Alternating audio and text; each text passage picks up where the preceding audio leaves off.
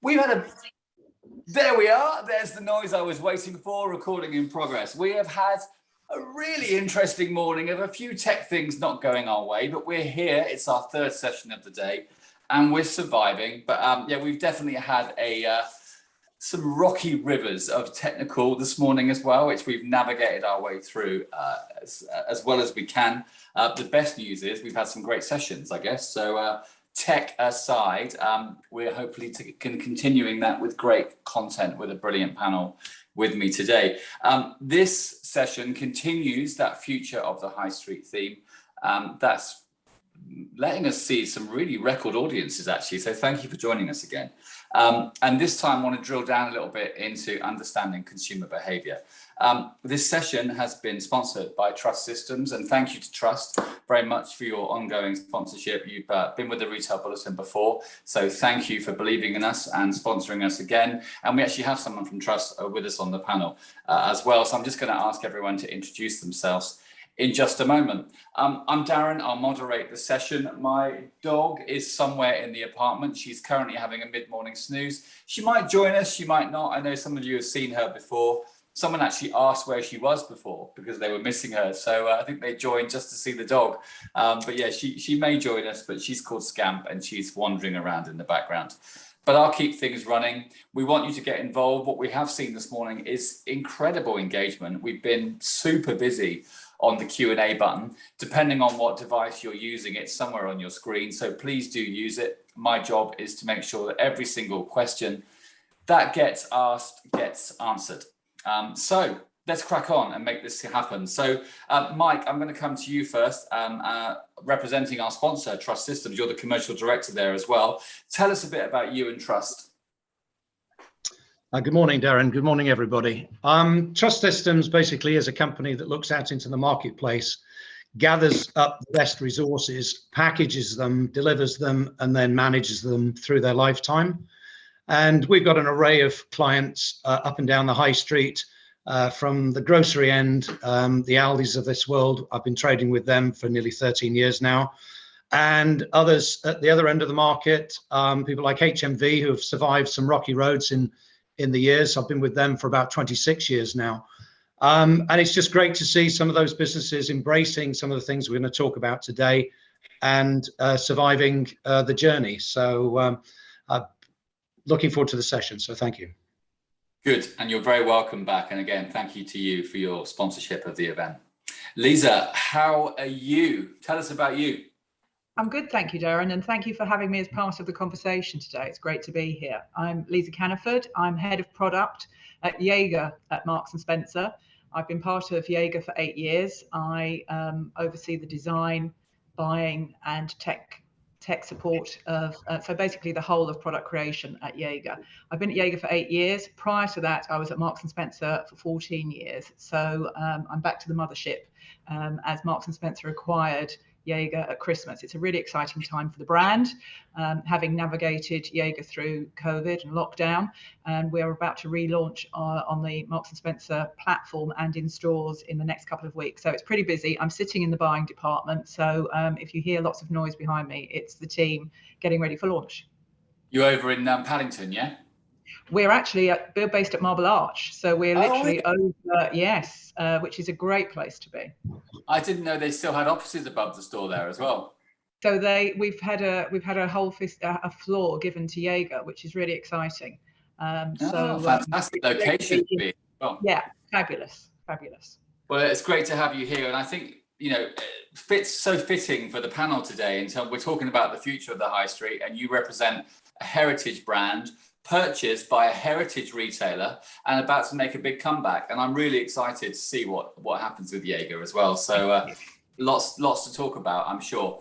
And then last but not least, Hannah, tell us about you. Welcome. Yeah, good morning, Darren. Thank you for having me. So I am Hannah. I'm the head of marketing at Natural Tribal Skincare. So we're really a brand with purpose, impact and conscience in our DNA. We have skincare that helps customers with skin conditions whilst empowering rural African women in the process. So we're a startup company and our foundation has really been e-commerce, but we recently launched in Harrods Beauty and Milton Keynes earlier this year, I think it was April. And as we scale up now, we're really expanding our presence in the high street. So I'm really looking forward to this discussion. Excellent. Well, great to have you with us. We were also, you may have seen on the programme, due to have Victoria Betts with us today, who's the CCO at Hotter Shoes. Unfortunately, she's unwell, so she does send her apologies and will hopefully be able to join us on a future TRB panel. So that's our lineup. I think you'll agree we've got a good panel to kick things off, and we're going to have plenty to talk about. Because we're running back-to-back these sessions today as well, we will be looking to wrap up at around 11:45, 11:50. And if it's anything like the first two sessions, we are going to be stifling debate at the end, but we are going to try and make sure that we answer every single question. So let's kick things off. And Mike, I'm going to come to you first, if I may, and talk about tech. Is there one thing out there in technology that you believe is a real mover and shaker that's going to trigger some transformation? Absolutely. Without doubt, Android software is where it needs to be to drive innovation and excellence across the retail brands. For many years, there's been a plethora of other operating environments and systems, but Android has really come to the fore. Our view of life is it has to be mobile first. The users of today are all about mobile, and if you're constricting yourself to a platform that doesn't embrace mobile, rapid, short sprint development, low cost, low complexity, then really you're in the dark ages, and you will have problems. You may survive, but it'll be an arduous journey. So for us, we have a platform of Android-based applications from point of sale, stock management, price compliance. And our vision was, with our business partners, Wonderlane, is to put all that together as a complete store in a pocket, in effect.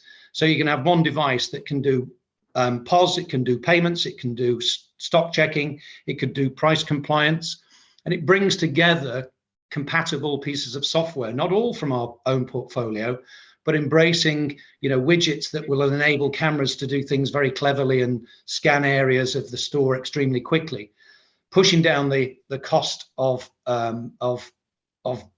compliance, of day-to-day operations, and also speeding them up and ultimately giving you better results quicker.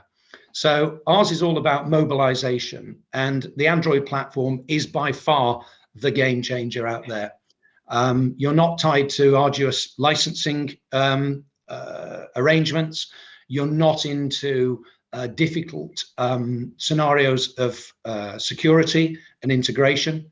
And everything that we've done to date, and we've got some fantastic examples out there in grocery and in non-grocery, we are just getting things out there quicker than anybody's ever seen, on time, on or under budget in many respects.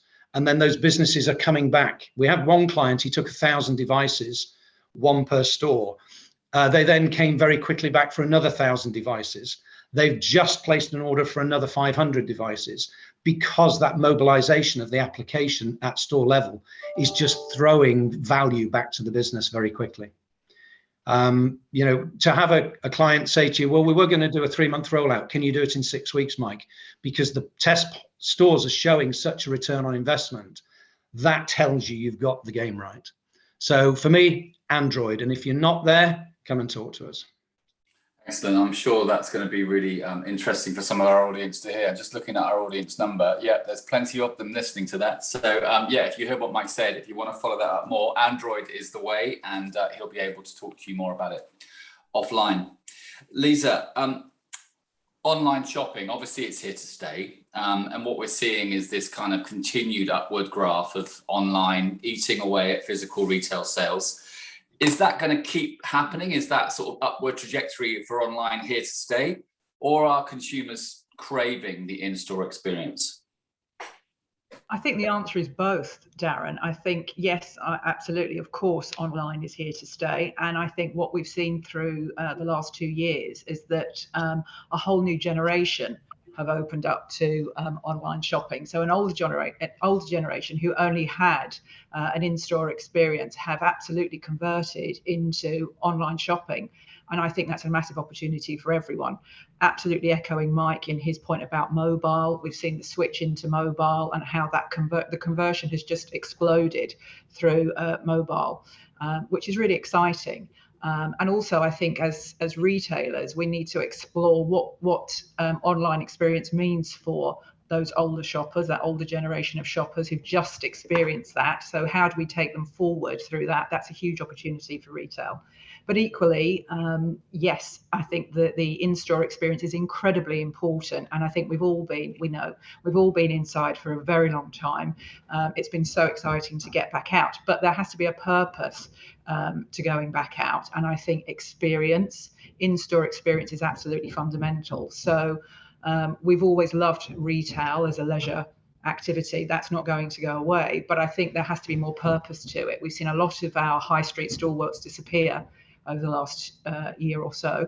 What's that going to be replaced by? So I think that the high street is about to become potentially an incredibly exciting space. What's new? How are new brands going to create bricks and mortar experience? I think that's a really interesting conversation. The other thing that I feel really strongly about is localism. So yes, we're all coming back into London, but also over the last year or so, we've seen people going back to their local high street. And I think that's something that's going to grow and is, again, a real opportunity for brands. Yeah, it's interesting, isn't it? That local piece. Like Pret have announced 200 new stores, but they're focusing on local and small towns for their growth now, rather than kind of some of the key urban areas. So yeah, for sure. I think that's going to be a really interesting kind of ongoing shift that we see back to that locality.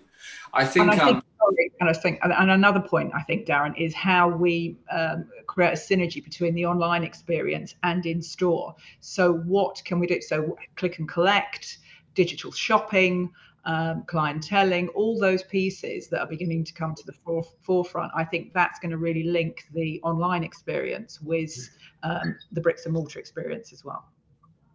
Indeed, and I think retailers that are continuing, I think, to play and to try and blend, online with physical as well. And I think, some of the work that you're doing at Jaeger is going to be a great example of that. It'll be an online resurgence, but the brand will still be able to be touched and felt in the comfort of M&S stores as well. And I think that's going to be a really interesting blend to see how that works. And undoubtedly will work.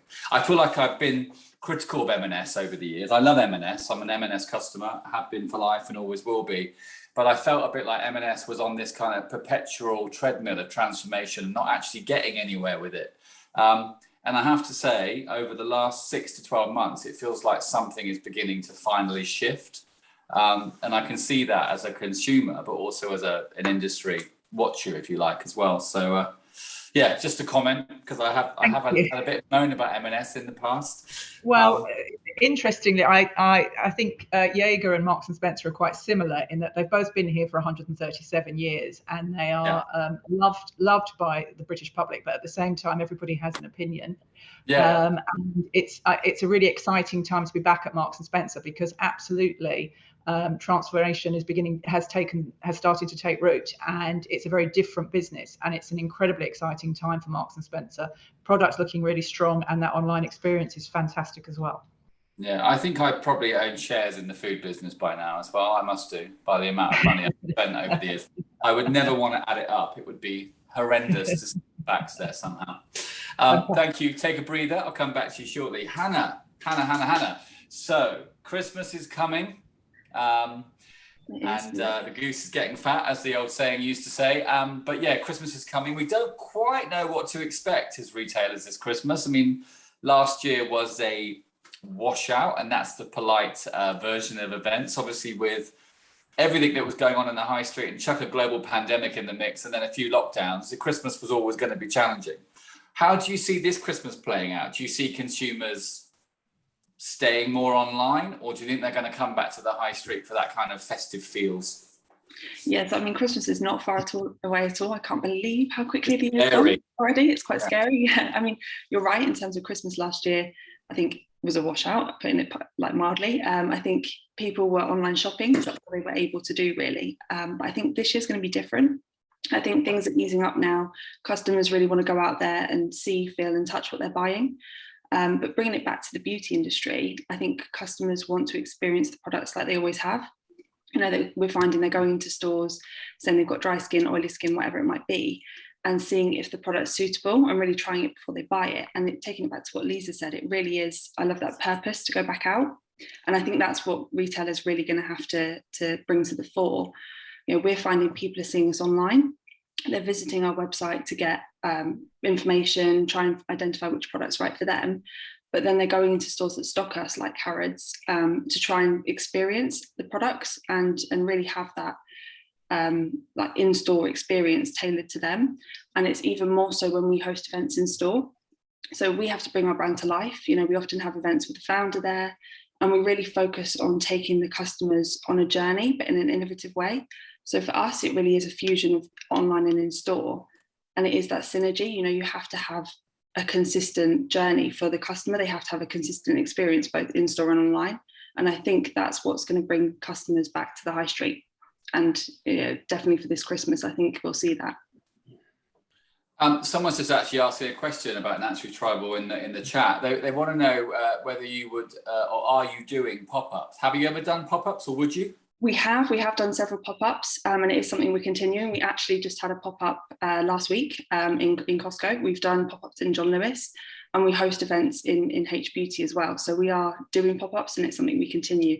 And it's a really good way for us to kind of try and test the kind of the store and see, you know, the customer experience, really identify what works and what doesn't in stores. Got it. So there's your questions answered. Thank you, TRB guest, whoever you are. There's the answer for you. Thank you for that, Hannah. I'll come back to you shortly as well. Mike, I want to come back full circle to this Android point that you were making before, if I may.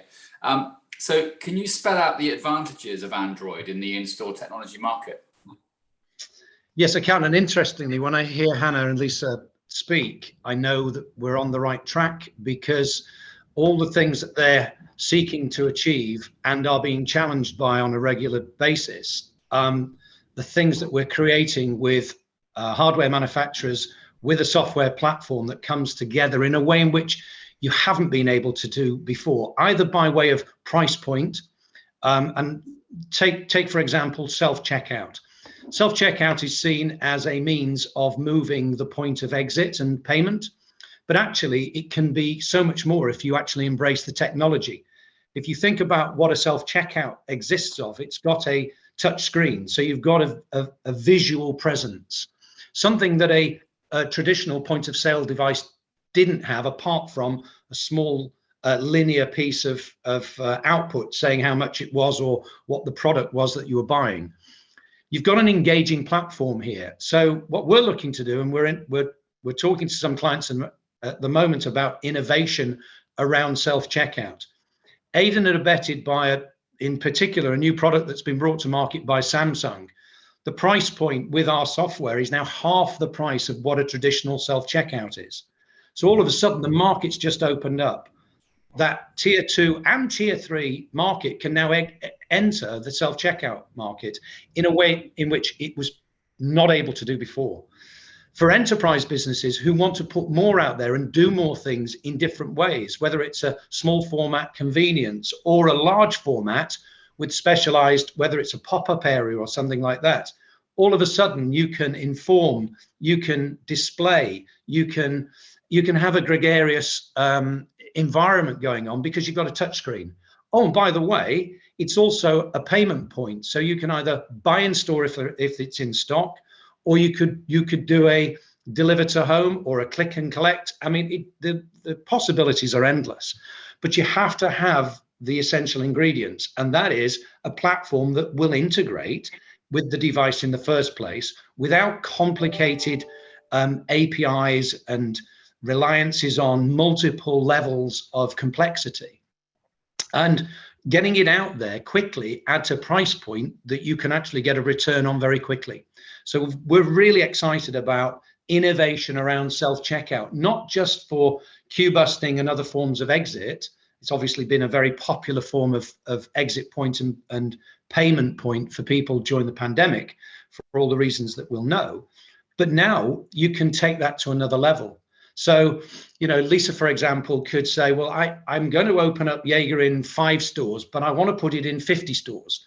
But I can't do that because I can't take the floor space. Well, you could, because you could put an engaging device and become a kiosk, come informative, come a brand ambassador in that environment, and really accelerate that vision that the business has got for the re-engagement of Jaeger in the high street. So, you know, and Hannah, for a pop-up store, all of a sudden, you know, you've got this other device that can do lots of things that you can't do with just taking a till and plonking it in and hoping that a 4 or 5G router is going to do some connections for you to do some merchandising. So real opportunities there. We were speaking with one of the top 5 grocers a couple of weeks ago, and they've set as a challenge to try and overcome. I won't talk about them particularly in the product because it's a specialized project, but immediately when we introduced this idea and this theory of using something like this device, they were like,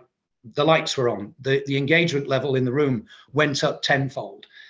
Because no one else had been in there talking about it. You know, somebody had said, oh, put a digital signage and expand your range, you know, so show some product. Well, you can do this, but you can also scroll, you can drill, you can ask questions, you can engage, you can embrace. And I think that's what Android technology is doing. It's picking up the abilities that we all want from what we do on the phone and when we're off site from a store location, but embracing it within the retail environment. So it really is taking what we all love from sitting at home or sitting on the bus or sitting on the tube or sitting on the beach, that would be nice, to actually doing it at store level as part of that gregarious, touchy-feely environment that we all know we need. Got it. And everybody listening, I'm sure there is going to be some follow-up to this. So there's some comprehensive content around this mobilization that Mike's been talking about as well. So the Retail Bulletin will get an email out to you all for further reference, so you can follow up as well. Thank you, Mike. Awesome. We've got some Q&A coming in. Let me just quickly operate my machine here and check what we've got coming in. Great. I will get to you all shortly, but I'm going to continue for now on the lines that we're on. Lisa, I'm going to come back to you, please, if I may. So, particularly for your brand, how is Jaeger planning to, Jaeger and M&S planning to kind of relaunch and respond to the market with real authenticity moving forward? Well, again, Darren, I think because of the experiences that we've had over the last couple of years, customer perception and customers' interest in where product is coming from is at an all-time high. I think I can see Hannah nodding, and I think in her sector as well, this is going to be really relevant. We've seen that customers really want to know who's making their clothes now. And that's something that's really important to us. And Jaeger being part of Marks and Spencer is a fantastic opportunity for Jaeger, because Marks and Spencer pioneered sustainability and the whole piece around integrity of where your product comes from with their Plan A. And we're seeing customers want to know not just who's making the garment, but where the fabrics are coming from, what's the carbon footprint like. So that piece is really, really important. As a brand, Jaeger, I think if you ask people what Jaeger is synonymous with, it's quality. And I think some of those values may have been old-fashioned. You know, it wasn't very sexy to stand for quality a decade ago. But now quality is everything, because quality and trust, I think, is what brands are all about. And that's what people are looking for. I think because of what we've been through, people really want to be able to trust who they're buying from and what they're buying, so that and once they find a brand that they can trust, then they will come back and buy again. I think there's some of the things that we're looking at, and being digitally led. Yes, you know, we want to react and respond and be digital first, but really still keeping hold of the quality of the product and the transparency of what we do. I think they're really important. Yeah, I think that quality piece is interesting as well, because, you know, with the backdrop of the rise of the questioning around fast fashion as well, yes. I think that quality piece is going to become more and more of a conversation point, and could be a whole nother webinar waiting out there for us to talk about sometime. Sorry, did you have something else to add? No, I completely agree. And what I was going to say is that, yes, I'm with you in terms of the fast fashion piece. And that's why Jaeger was sustainable before sustainability really existed, because the whole ethos of Jaeger is that you buy a piece of Jaeger, you add it to your wardrobe, and it stays with you forever. So it's the ultimate piece of sustainability because you're not disposing it. And we see it, being handed down and and a lot of interest in our vintage pieces as well. So yes, we are really excited to be part of the whole sustainability piece going forward. I had a gorgeous Jaeger men's winter coat years ago that literally lasted me. I think I only got rid of it like 3-4 years ago, and it lasted me forever. And so I'm intrigued to see what's in that range, because I'm in the market. So Darren, come and see the new generation of Jaeger coats, both online and in store. Come and have that whole seamless experience with us. I will, absolutely. I'm looking forward to it. Thank you, Lisa. Hannah, so you guys place a lot of emphasis on your brand authenticity, not just in your products, but also the way that you behave. Customer experience, brand authenticity, are they absolutely directly linked? Yeah, I think, obviously the question you asked me before, Darren, about Christmas and if customers are staying online or going in store. I think if a customer is now going to make that effort to come into store and get an experience with the brand, they want something real and genuine.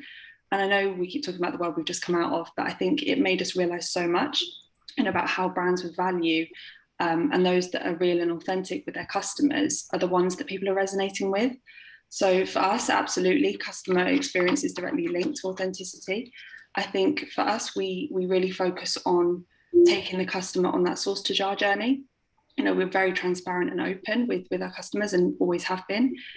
The customers are able to kind of walk into a store, they pick up a jar and they can trace our main ingredients back to the source. They can see the women that have picked the nuts that make up the product. It's in glass jars, so it's better for the environment. And that realness and authenticity that we've kind of always done and believed in is recurring feedback we get from our customers. And it's actually allowed us to stand out in such a saturated market. I mean, beauty industry is huge. But to be able to do that successfully, I think you have to have a very good understanding and a holistic view of who your customer is, where they're seeing us and what they're interested in. And like Lisa said, it goes back to trust, really. And once you've established that and focused on building those relationships with the customer, it becomes ingrained in the brand. And then that's it. They keep coming back for that reason. And trust is such an important word, I think, because it's quite hard earned for a brand, but it's also easily lost. Definitely. And I think once trust is lost, it's really hard to get it back. So it's kind of a real pillar for you guys, isn't it?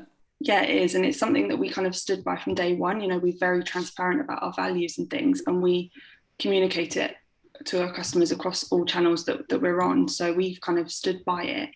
And I think that's something that customers respect from us, and they expect it now as well. So we like that they demand honesty from us, and it's something that we've aimed to continue because we've worked hard to build that. So like you say, it's so easy to lose it. I think that's one of the things that M&S, going back to M&S, have never lost, actually. So they may have been criticised over the years for various things, but they've always kept trust with the British public. And I think that's been sort of key to their place on the high street as well. So yeah, that trust issue, Retail Bulletin, if you're listening, probably another webinar out there just based on trust and retailers holding on to that, and how they could build it actually as well. Because once you've got it, you need to maintain it and build it. Thank you, Hannah. Mike, I've got a question in for you from a Michael. So from Michael to Mike, why Android specifically and not Apple's OS? I think there's a number of reasons that we would shout straight from the fore, and that is look at the size of the developer community first and foremost. There's more development going on across the whole of the mobile market in Android, and that therefore brings talent, it brings ideas, it brings innovation. So we're fishing in a very rich pool. The developers that we have from our portfolio, from our partners in Wonderlane, they're all based in the UK. There's a real hotbed of innovation going on down on the south coast in Bournemouth. And for us, we are not failing to recruit great talent and innovate. And, over the last few years in that partnership, we've been able to watch their development of product, but then help them develop it with opportunities with clients. And we haven't come up against any cul-de-sacs. When a client comes to you and says, oh, can you do this development? Can you make this modification? And you're turning around software changes in very short 5-day, 2 weeks at the most sprints, which obviously is hugely unheard of in the game. I mean, there's a lot of legacy software out there. I'm not here to put it asunder. It's served a lot of businesses well. It's served me well because I've played in this market for nearly 30 years now. But they had to go back to day.1 code all the time. And, I want to put a full stop. I remember a guy many years ago, again, I won't mention the brand, but one of the software developers was saying, oh my goodness, 6 weeks I've been trying to put a full stop on a receipt, but all my testing has to go to day.1 code. We don't have to do that. So if you bring a challenge, if you bring an opportunity, we can turn it into reality very quickly and probably add value along the way because there aren't the same limitations. And, we now have truly a device where there was a gentleman at another business just before the lockdown. And he said, I've been trying to do mobile payments and queue busting in my business, but I end up with Bob the Builder belt and Heath Robinson creations of a scanner here and a device here. And all of a sudden I've got 4 things to do one thing. We now do it with one thing. We have a device that will do POS, will do payments, will do stock, will do price compliance. And it'll do a plethora of other things that other software developers are doing for day-to-day jobs within the store that you can build onto that device. And with it being Android, it's anything between a half to a quarter of the cost of your traditional previous devices. And I'm not here to call out what they are and who they are, but Android is built for mobile. And for me, iOS, it's a great thing, but they've never really embraced the business world. In many respects, they're such a closed system, it's very difficult to interact with iOS. It's got some lovely features. I use it myself, but I use it at home. I use it for playing music. I use it for for informative browsing. But would I put it into the enterprise space when I'm going to knock out 2 to 3 or 5 or 10,000 devices? Not at all. Got it. Thank you, Mike. Well, hopefully that's answered your question, Michael. Thank you for posing that as well. Lisa, Thank you, Michael. I'm going to come to you, Lisa, if I may. This is from Danny. So Danny, thank you for your question. She is raising a very good point, actually. She's saying that she feels one of the barriers to in-store shopping is the unknown of availability of the products you want. So at least if you're buying it online, you secure it, you check out, it's on the way. But, with a store, you have to wait until you get there to find out whether you've got what you want. How far away do you think we are, or M&S are, or Jaeger are, from sort of a live approach where you can see what's in store before going there? I think that's not far off at all, Darren. And obviously at the moment, deliveries are an issue for the whole of our for the whole of retail, but I think certainly live availability is not far away at all. And also I think it's that whole piece around, I think clienteling could be really fundamental in that. Mike would probably have some better answers in a technical way than I would to that question, but certainly I think clienteling could be an opportunity. In addition to that, I think also that it's the whole piece around when you actually get into the store, it's the whole touch and feel of the product, fit, seeing things on. I know digitally that's becoming much, you can start to try things on virtually, but there's nothing like going into the store and seeing product on. So for me, I think it is about clienteling coming down the track as well. Does that answer the question? Yeah, it does actually. I mean, what would happen, this is theoretical, but so I'm guessing all of your stock is probably built for the season, right? In terms of the Jaeger brand, at least. Is that right?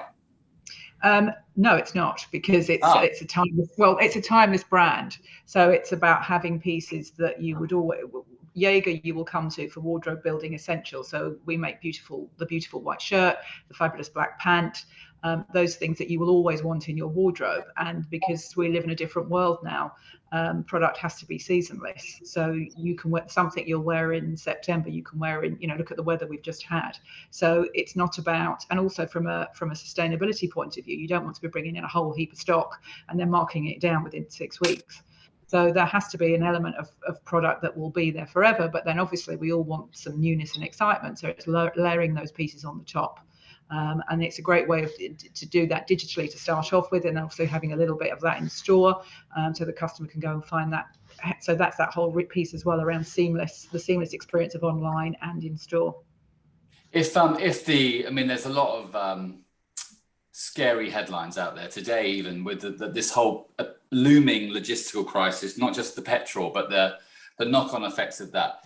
If push came to shove and it was a choice of having to have the Jaeger brand stock available online or in stores, would you have to pull it back for online only if it couldn't get out to the stores?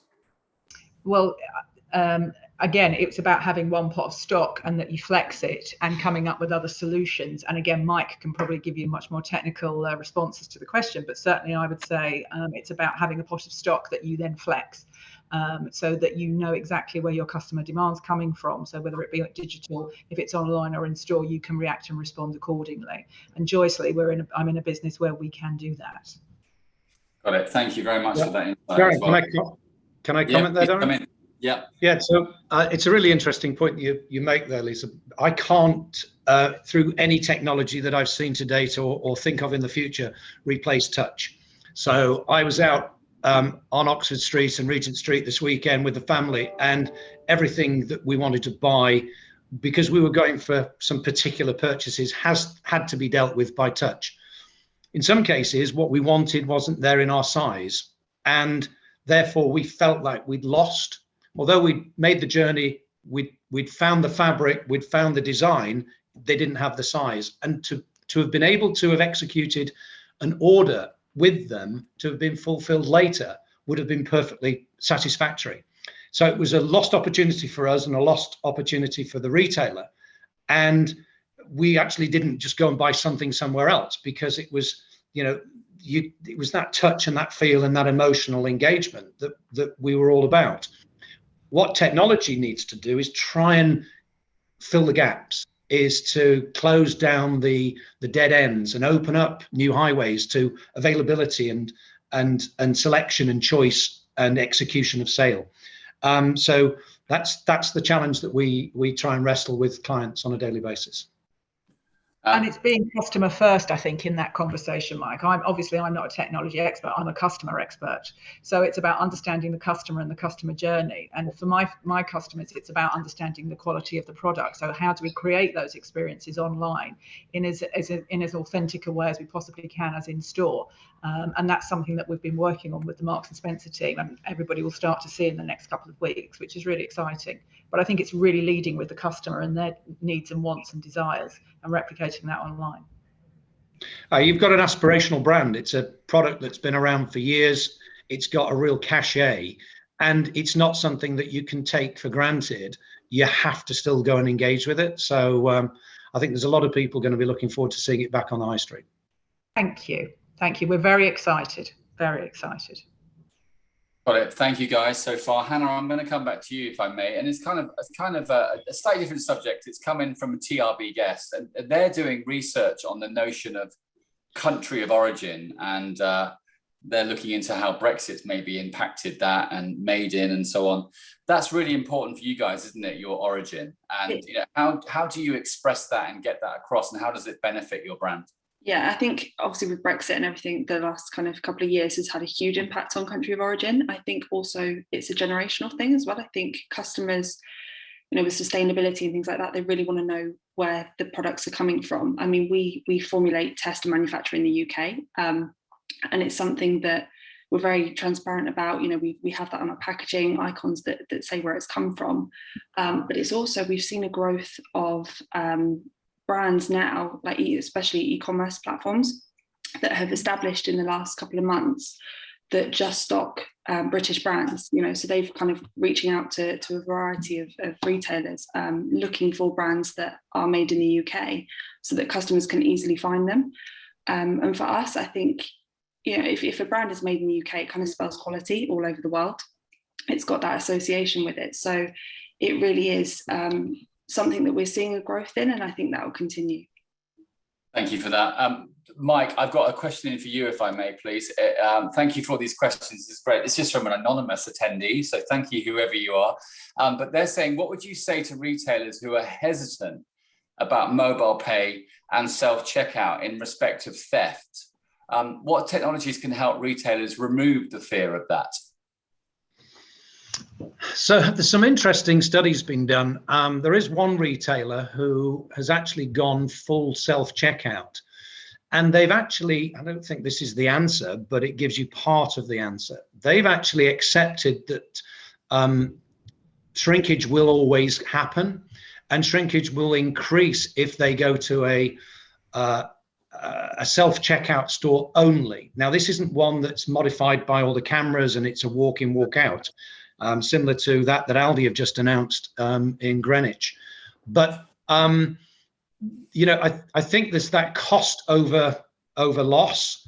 The most expensive things in your business are your properties and your people. And I'm not trying to reduce the workforce, but you have to overcome problems. And if self-checkout for that business was overcoming a availability or cost of people, then they were happy to see attrition on product vis-a-vis the cost of people and the maintenance of people in that store. There are a plethora of other technologies. We work closely with Cisco, and their new IP camera systems are a perfect fit for a self-checkout environment or a mobile checkout environment, where there's an awful lot of analytics and sort of knowledge being gathered about what people are doing. Some people might see that as an invasion of privacy, but really, if you think about it, every time you go onto your phone, Facebook, your Instagram, whatever social channels you're on, you're giving a piece of yourself out to the world. And that really is not going to be changing. And if anything, when you go onto the high street, the police are watching you before you walk in the store. What is the difference that there's a camera in the store? Yeah. For me, what I want is that technology to deliver me something. I want it to know I'm in the store.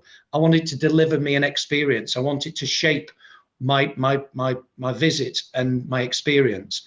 And I think that's really where technology should be looking. There will be the people who need to look at shrinkage and loss. It doesn't solve them. It doesn't naturally create them.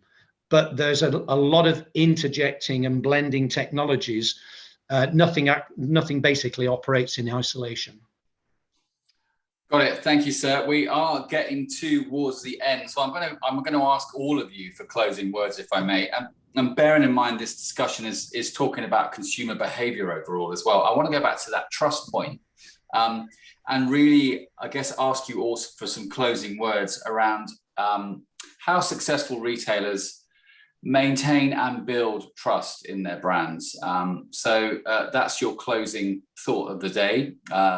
Lisa and Hannah, you have a little bit of time to think about it. Mike, what would be your closing words around trust, maintaining it and building it? Any advice for retailers? Well, having a company that's called Trust, it's never far from our minds. We set ourselves up for the fall, don't we? Look, my business isn't a retail company. We're a business that supports and assists retail. It's all about your ethics. It's all about being authentic. It's all about your culture. And I think you have to sing and shout about it if you've got it right. And the best people to do that are the people who work for you and the customers who work alongside you. And for me, the more you can promote the messages that other people say and think and speak about you, that's, for me, the hotbed of sustainability for a brand and a business. I can say we're great all day long, but it's other people who will be the judge. And I want their voices heard. Absolutely. Thank you, Mike. And again, thank you for your content and contribution to the panel today, and for your sponsorship at Trust as well. Thank you so much. You're welcome. Thank you. Lisa, sign us off. What's your thoughts on Trust? Well, sitting here representing two of the oldest British heritage brands in existence, trust is everything. Customer trust is fundamental, and I think that's about delivering what you say you're going to deliver, but also when you haven't delivered, being open enough to have that conversation with the customer, being really clear what it is you're setting out to achieve, and delivering for them. And it's doing that day in, day out. That I think that's what it's about. And your point, Darren, as well, trust is easily lost. So it's being really clear what your brand values are, and sticking to them very, very firmly. That's absolutely fundamental. And it's your relationships, it's every touch point. So it's with the customer, the supply base, everybody who touches your brand. It's sticking to your values and being open and transparent throughout the process. Thank you, Lisa, and thank you. And I think I've made it clear, I'm just a little bit excited to see what happens with Jaeger. And yeah, I'll be in for sure. Winter coat is coming. I can feel it. Thank you so much for your contribution. Hannah, wrap it up for us. Close these words. Yes, I think going back to trust, I think customers are savvier than ever before. I think they know if the brand's being honest with them. And I think following on with what Lisa says, it really is about being clear in your communication and being firm in your values. I think it's about that emotional engagement with customers, and not just the customers in terms of like direct, like B2C, it is the suppliers and everyone behind the scenes. So I think, yeah, it's to maintain that trust, you have to be open and honest. And I think it's brands that then will resonate with customers and it will keep bringing them back both in store and online. Thank you. And again, thank you to you and to your brand, Naturally Tribal, for joining us on the panel today as well. And hi to Shalom, because she's one of our other panelists who we love having on board as well. Someone's just asked whether we record these sessions. Yes, we do. Sorry, I should have mentioned that. We do record all of our Retail Bulletin webinars for you to enjoy at a later date or to share with others. And so they will be shared out on LinkedIn and YouTube and so on, and you'll receive notifications when those recordings are live. So thank you for that question. We do indeed record it. So yeah, it'll be there for you. That's it. I mean, all that remains for me to say is thank you so much to Mike and Lisa and Hannah for being a stellar panel. Again, thanks to Trust as well. There'll be an email coming out on that Android subject that Mike was discussing as well. So plenty of content to follow. You megastars, you made it easy. So thank you. That whizzed by. I had to sort of stem debate, if you like, because I think we could have gone on for another 20 minutes, half an hour yet. If you're sticking with us today, we're back in 13 minutes with our final discussion today, and that's seamless omnichannel. I don't really like the word omnichannel because customers don't use that word, but that's the title of the webinar. So we'll unpick that with a brilliant 3 guests joining us as well. For now, thank you to you 3 megastars. You made it easy. The audience stayed with us, and see you in, well, 12 minutes now, actually. See you soon. Thanks for everything. Take care. Thank you. Thanks.